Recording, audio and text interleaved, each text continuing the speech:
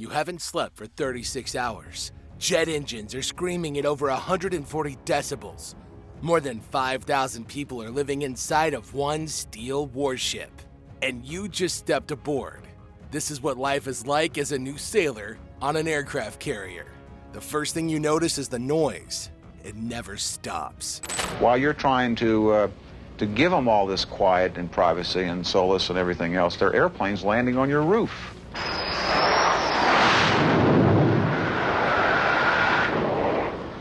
Jet engines scream just feet away.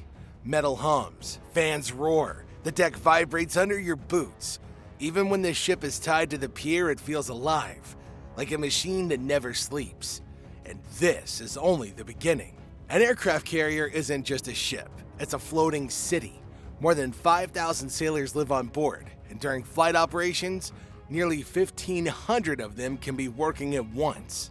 Some carriers stretch over 1,090 feet long and cost over $13 billion to make. Yet inside, everything feels tight. Very tight. Most of the ship isn't built for comfort. It's filled with reactors, engines, fuel tanks, weapon systems, radar rooms, and miles of piping and wiring. The spaces meant for people are packed wherever there's room. Passageways are narrow, ladders are steep, corners look identical. New sailors get lost constantly, and getting lost during an emergency isn't just embarrassing, it could be fatal. During the first hours on board, you're processed quickly. Orders checked, records handed over, assignments given. You're told where you belong and where you'll sleep. Then reality hits. Your sleeping space is called a rack. It's a bed stacked 3 high with 2 others. The mattress is thin, the space above your face is barely enough to turn over. Everyone has their own preference, but most sailors prefer the top rack because it gives you just that little bit more headroom. And older carriers, up to 60 sailors, share a single berthing compartment. Under the mattress is your storage, a small metal drawer. Everything you own for months fits inside. Clothes, photos, hygiene items, maybe a book. That's it. There's no such thing as personal space. Berthing compartments operate all day and all night. Someone's always coming off a watch. Somebody's always trying to sleep. Red lights glow dimly so people can move without waking others. The sound of footsteps never stops. Lockers slam, curtains rustle. The ship's announcement system crackles at all hours. And this is where the real shock begins. Your first night is the hardest. By now, you've been awake for more than 30 hours. Travel, check-in, orientation, stress. Your body wants sleep, but your brain refuses to shut down. The ship moves slightly with the tide. Even at the pier, it sways. And once underway, that motion becomes constant. Many new sailors feel seasick during their first days. Others don't sleep at all.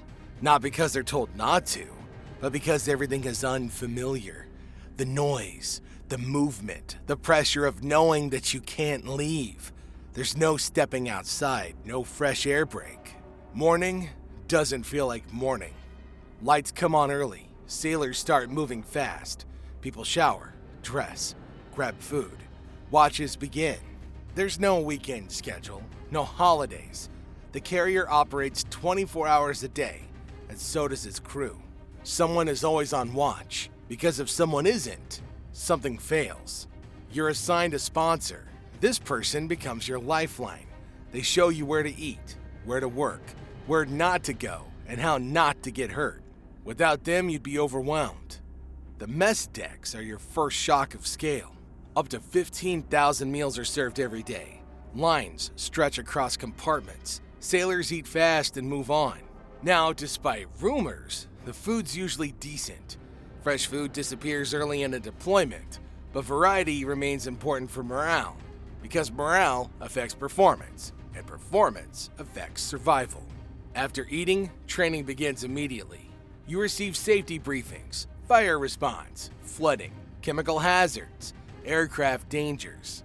On a carrier, everything is dangerous if you don't respect it. Every rule exists because someone was injured or killed when it didn't. Fires spread fast to metal corridors. Flooding can trap compartments in minutes. Then comes the flight deck. Before stepping outside, you're issued protective gear. Helmet, goggles, ear protection, float coat, A safety brief follows. Hand signals matter. Lines matter. One wrong step can be fatal. When you step onto the deck, the noise hits your chest. Jet engines reach over 140 decibels. You feel the sound in your bones. The deck shakes as aircraft move into position. More than 70 aircraft can be assigned to a carrier air wing. Hundreds of deck crew operate in tight choreography just feet from spinning intakes, powerful enough to pull a person off their feet. An FA-18 Super Hornet lines up on the catapult. Engines roar at full power. In less than 3 seconds, the jet launches from 0 to over 160 miles per hour and disappears off the bow. Your brain struggles to process it. But this happens over and over again. Recovery is just as intense. Jets approach at nearly 150 miles per hour. They slam into the deck and stop in seconds using arresting wires. If they miss, they take off again instantly. A bolter. This is routine. It's also dangerous. One mistake here can kill people. By the end of the first day, you report to your work center. This is where you'll live professionally. Aviation, engineering, operations, supply. Every rating has a role and every role matters. Nothing works unless everything works. Your qualification process starts immediately. You're not trusted yet. You've got to earn it. That means studying systems, passing exams, and demonstrating skills under supervision. Until you qualify, you're limited in what you can do. For some sailors, this process takes months. And until you qualify, you're a liability. Work days are long. During operations, 12-hour shifts are common, sometimes longer. Between watches, training, maintenance, drills, and cleaning, your schedule fills fast. Sleep? That becomes something you grab when you can. Some sailors operate on 5 hours or less during high-tempo periods. The Navy has studied fatigue closely. Tired sailors make mistakes. Mistakes on a carrier could be catastrophic. Some ships now use circadian schedules, but mission needs always come first. By hour 48, exhaustion sets in. Homesickness creeps up. Doubt follows. Did I make the right choice? This is the mental test, not the noise, not the crowd, the doubt. Some sailors adapt quickly, others take time. Both are normal. Slowly, the ship stops feeling alien. Passageways become familiar. Faces become known. Your division becomes your anchor. These are the people you eat with, work with, and depend on during emergencies. This is our home. This is where you live. This is where you eat. This is where you go to church. The doctors on board even make house calls. Everybody on this ship has to work together. Brazilian article, we gotta leave it out this time. We'll run it next time. That feeling is just overwhelms the ship. That it's a family unit and we take care of ourselves. Amenities help. Most carriers have gyms. Sailors run laps when aircraft aren't operating. Ship stores and small lounges offer basic relief. These aren't luxuries, they're mental health tools, because isolation and pressure can break people if not managed. Communication at home is limited, but messages matter. Video recordings, emails, hearing a familiar voice can reset your entire mindset. And by the end of the first 48 hours, something changes. Oh, you're still tired, still overwhelmed, but you begin to understand. This ship isn't just steel and machinery, it's people. Thousands of them, each relying on the others, and that reliance is what keeps a carrier alive. Every carrier sailor remembers this moment.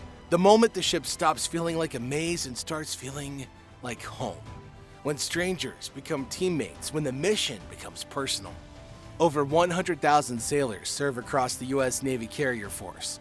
Every one of them lived these first 2 days, confused, exhausted, determined. Life on an aircraft carrier is not easy. It's loud, crowded, demanding. It's controlled chaos 24 hours a day. Resilience, confidence, pride. Those first 48 hours are only the beginning. Ahead are months of work, training, and deployment. But they all start the same way, with one step onto a deck that never stops moving.